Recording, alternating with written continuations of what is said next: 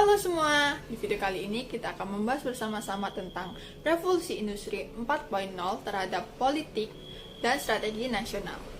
Politik sendiri adalah asas, usaha, dan kebijaksanaan dalam sebuah tindakan negara tentang pembinaan dan penggunaan potensi nasional secara totalitas, baik itu secara potensial maupun secara efektivitas agar mencapai tujuan nasional. Sementara itu, strategi nasional adalah seni dan pengetahuan yang bertujuan untuk menggunakan dan mengembangkan kekuatan nasional dalam keadaan perang maupun dalam keadaan damai untuk melaksanakan politik nasional.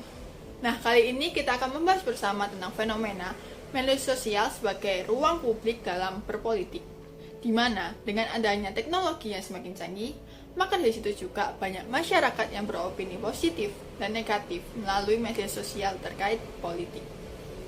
Kita tahu bahwa di dalam media sosial, masyarakat diberikan kebebasan untuk berpendapat. Dan dengan adanya dunia politik digital melalui media sosial, masyarakat serta pemerintah dapat dengan cepat menangkap informasi yang ingin dicari.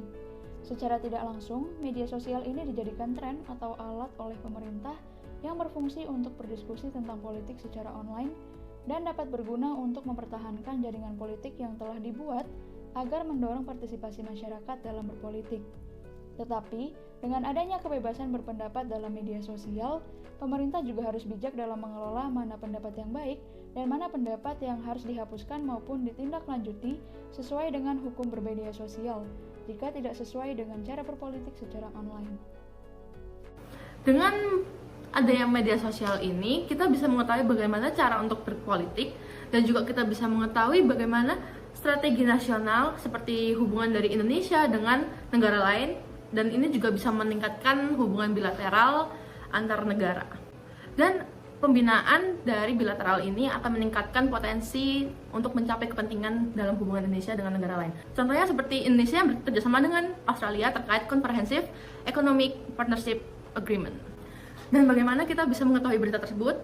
Ini adalah salah satu fungsi dari sosial media, yaitu memberikan kita kecepatan mengenai informasi dan kita bisa mendapatkan lebih cepat mengenai informasi dari negara lain.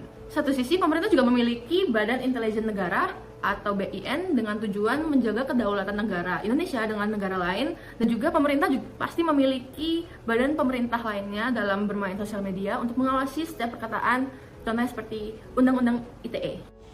Dapat dijelaskan secara singkat bahwa di dalam revolusi industri 4.0 terdapat politik dan strategi nasional di mana kita sebagai masyarakat yang tinggal di negara Indonesia patut akan adanya hukum dapat menggunakan media sosial menjadi ruang dalam publik dalam berpolitik.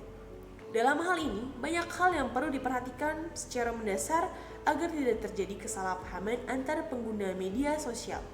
Sehingga secara tidak langsung kita diajarkan untuk bisa menjadi masyarakat yang selalu bijak dalam menggunakan media sosial, terutama pada saat sedang memberikan informasi ataupun komentar dalam suatu media sosial postingan, serta pada saat kita mengetahui berita melalui media sosial, kita tidak disarankan untuk menyebarluaskan tanpa adanya bukti yang akurat.